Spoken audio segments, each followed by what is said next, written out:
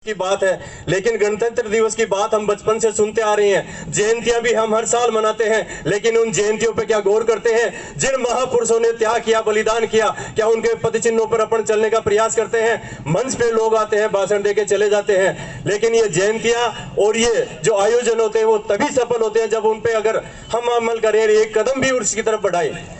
तो मैंने जैसे बताया कि मैं दहेज विरोधी क्षत्रिय संघ के माध्यम से राजपूत समाज के अंदर जो जागृति लाने का काम, एक वैचारिक क्रांति के माध्यम से हम लोग एक प्रयास कर रहे हैं। उसके माध्यम से आप लोगों ने देखा होगा, करीब करीब सभी परिचित हैं, हमारा समाज अगर पिछड़ा है, आर्थिक रूप से अगर पिछड़ा है, तो उसका एक ही कारण है, वो है दहेज, दिखावा, टीका प्रथा, मृत्यु भोज, शराब, जो हम टेंट लगाकर ब्याह शादियों के अंदर, कहीं न कहीं इसमें आज तक भागीदार मैं भी रहा हूं, इस गुनाह के अंदर शामिल रहा था। लेकिन मैं क्षमा चाहूंगा, जब से मैंने दहेज विरोधी क्षत्रिय संघ उसकी विचारधारा से मैं जुड़ा हुआ हूं, उसके बाद में मैं सार्वजनिक रूप से या कहीं पर भी शराब वगैरह के जो आयोजन होता है वहां पर मैं नहीं बैठता, शादी ब्याह में खास करके, क्योंकि हमारे कारण से हमारे जो सगे बनने जा रहे हैं उनको हम किस तरह से बर्बाद करते हैं। एक बच्ची को घर में लेके आते हैं, लेकिन उनके परिवार के सामने झोली फैला के भीख मांगते हैं।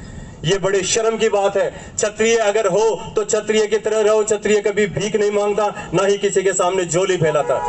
ये तो थी वो जो अपन क्षत्रिय की बात कर रहे हैं, क्योंकि ये इसलिए मैंने बोला, यहाँ पे विश्वकर्मा क्षत्रिय ट्रांसपोर्ट यूनियन है, तो क्षत्रियों को एक बार जागृत करना भी जरूरी था। अभी जैसे बात चल रही है, आए दिन डीजल पेट्रोल के दाम बढ़ते जा रहे हैं। पिछले साल भी आपको याद हो तो 24 जनवरी 2020 के अंदर हमने फिटनेस सेंटर को लेकर के एक मांग रखी थी राज्य सरकार के सामने, लेकिन इनकी ये हठधर्मिता है कि आज तक भी फिटनेस सेंटर प्राइवेट हाथों में चल रहे हैं, और कहीं ना कहीं इसके अंदर सरकार का भी वो उनका हिस्सा है, इसलिए पहुंच रहा है। आप लोगों को पता हो तो शाहपुरा के अंदर बहुत बड़ा एक कांड हुआ था, जिसका पत्रिका और सारे मीडिया ने उनको हाईलाइट किया था कि गाड़ी तो खड़ी है दूधू, लेकिन उसका फिटनेस हो रहा है शाहपुरा के अंदर। बहुत बड़े घोटाले इनके अंदर हो रहे हैं, लेकिन कोई भी समाज का या समाज का जो ट्रांसपोर्ट मिनिस्टर है, राजस्थान सरकार परिवहन विभाग के मंत्री हैं, उनके कमिश्नर हैं, कोई भी किसी तरह के माध्यम से आम आदमी जो ट्रांसपोर्ट यूनियन वाले वो सिर्फ आवाज उठा सकते हैं, लेकिन उन पे आज तक कोई कार्रवाई नहीं हुई। आज डीजल और पेट्रोल के दाम जिस तरह से बढ़ रहे हैं, मेरे ख्याल में जो अभी वर्तमान के अंदर परिवहन मंत्री या जो हमारे कांग्रेस के जितने भी सरकार राजस्थान के अंदर है, उनके मंत्री या विधायकों को भी नहीं मालूम होगा कि कल के सुबह उठेंगे तो डीजल और पेट्रोल के क्या दाम होंगे। वास्तव में नहीं मालूम है उनको।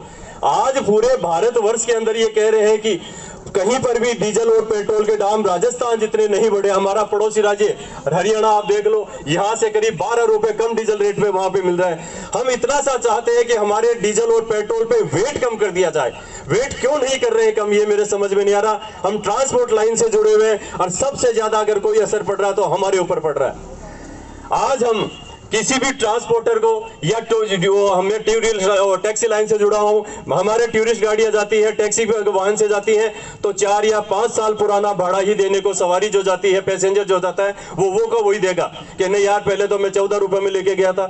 अरे तो भाई साहब, आप 14 रुपए 4 साल पहले ले गए या 3 साल पहले लेके गए हो, लेकिन आज 5 या 6 महीने के अंदर करीब 17 से 18 रुपए डीजल के ऊपर बढ़ चुका, वो किसी के उसकी तरफ ध्यान नहीं जा रहा। तो मैं ट्रांसपोर्ट यूनियन के